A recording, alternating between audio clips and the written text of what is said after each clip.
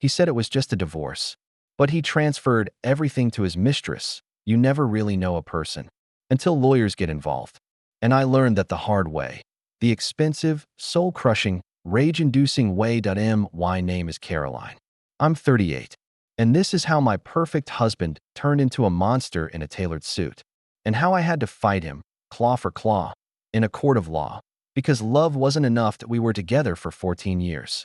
Married for 10. Built everything side by side. The house, the cars, the small business we co-owned. We didn't have children, not by choice, but by biology. Still, we were solid. Or at least, I thought we were. His name was Alex. Everyone loved him. He was the kind of man who could charm your parents in 5 minutes, win over your friends in 10, and sell water to a fish. He was ambitious, good with people, well-spoken. And when we started our digital marketing agency, he was the face. I was the backbone. He gave the speeches. I made the spreadsheets. That we made a great team. Until one day, we didn't. It started with distance. Small, creeping distance, late nights, trips to meet clients, new cologne I didn't recognize, a sudden interest in his fitness, and one day, a password change on his phone. I asked. He lied. I knew, but I wasn't ready to face it yet. Then came the day he sat me down, stone-faced, calm. I'm not happy, Caroline. I haven't been for years. I want a divorce. Just like that. No tears, no yelling, no remorse.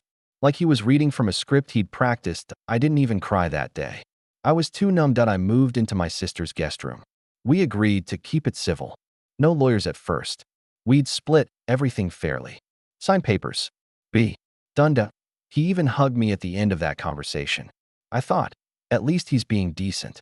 That was my mistake. 3 weeks later, I got a letter from a law firm.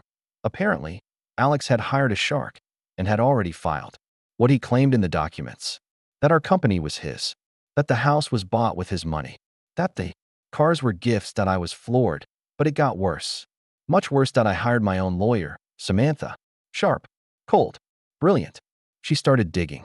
And what we found made my stomach turn. 2 months before asking for divorce, Alex had started quietly transferring assets. The company bank account? He drained it, reinvested into a new LLC. Guess who the co-owner was? Her. Her name was Mia. She was 27. Used to work as a junior marketing analyst in our company. I vaguely remembered her. Quiet, blonde, always wore heels too high for the office.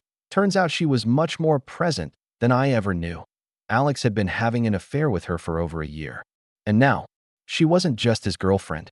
She was his business partner, his property beneficiary, the second name on every asset I thought we shared. He even changed the title on our house, forged my signature, and refinanced it under his name, transferred the car leases, moved stocks. He left me with nothing.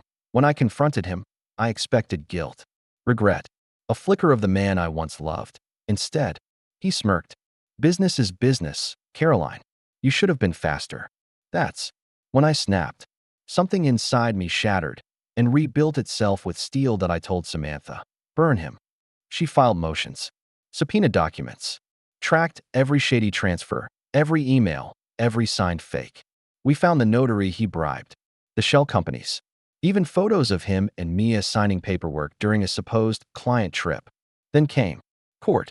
Alex walked in confident, polished.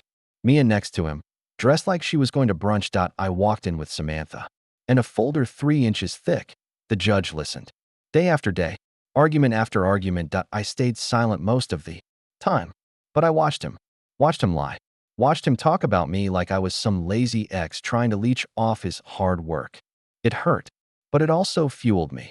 When the judge gave her ruling, I'll never forget the look on his face. The transfers were reversed.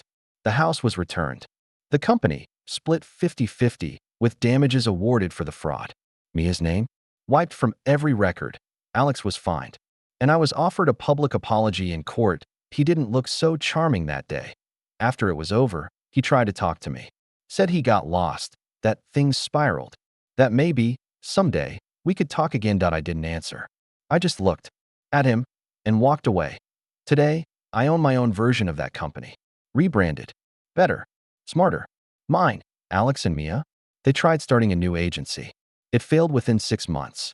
No clients. No trust. They broke up shortly after.